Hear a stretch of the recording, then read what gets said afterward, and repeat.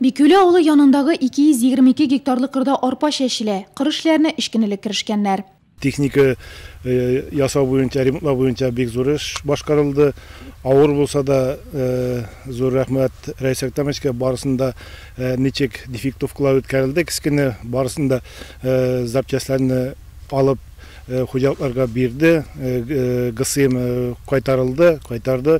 Удобрение белән бигенче көндә инде 74 килограмм һәр гектарга, пассивный гектарга удобрение ашлама әзерләп куйдык.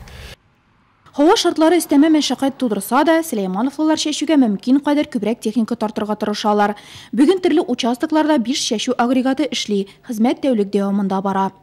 Планлаштырабыз 3000 гектар артыкта чәчәргә арпа.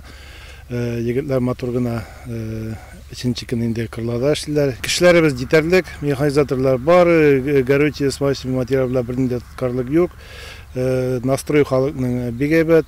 Басуларны караган район башкарма комитеты җитәкчесе Алмаз Әхмәтшин җитәкчеләрне кыр эшләрен тиз тоту өчен аяз көннең һәр сәгатен нәтиҗәле файдаланырга чакырды. Тулаем район буенча язгы кыр эшләре фронты зур. Быел сабан культуралары 34 000 гектар мәйдан биләячәк. Шуның 18 000 гектары бертекле культуралар.